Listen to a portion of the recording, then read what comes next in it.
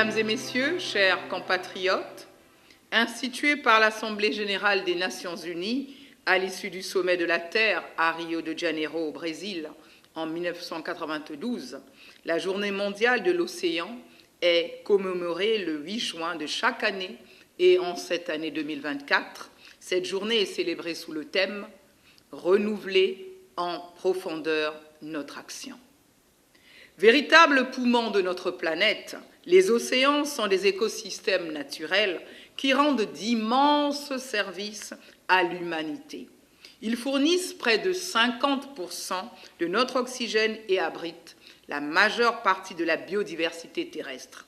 Ils constituent aussi une source importante de nourriture et de médicaments et sont un élément essentiel de la biosphère.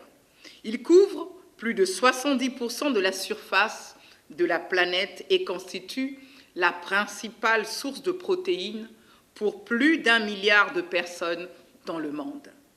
Ils sont aussi l'une des clés de l'économie mondiale, avec environ 40 millions d'emplois fournis par les industries océaniques.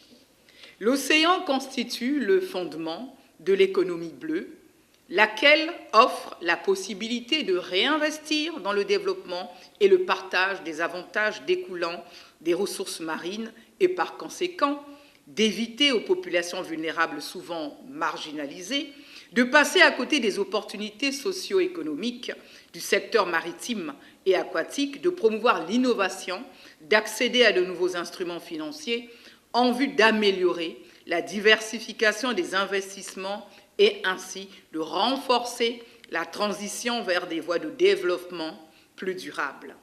Nul doute que cette économie bleue constitue une riche perspective pour le Congo, dont les 170 km de côte atlantique offrent de nombreuses opportunités en ce domaine.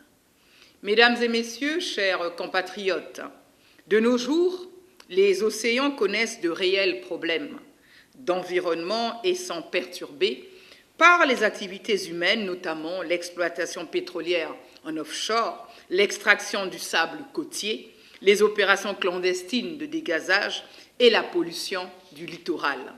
Les océans sont particulièrement menacés par la pollution plastique.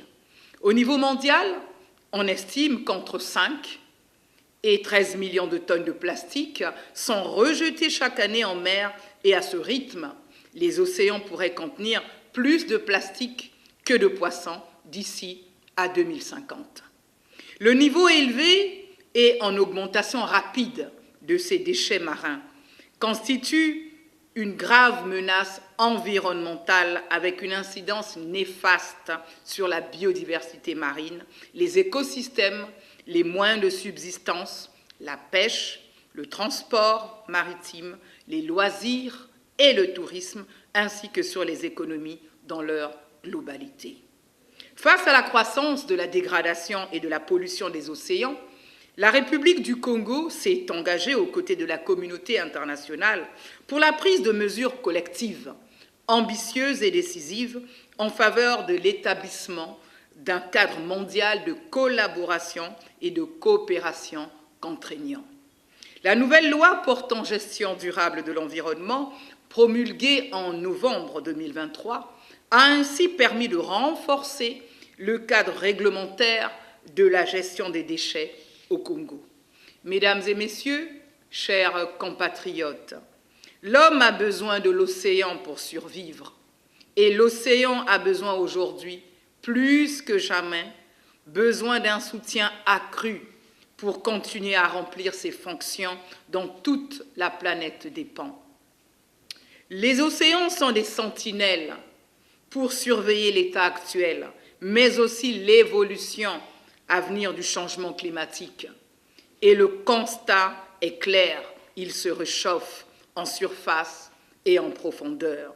Ce réchauffement constant des océans qui va de pair avec l'élévation de leur niveau, tout aussi constant, a des impacts majeurs sur les sociétés humaines, les écosystèmes et la biodiversité.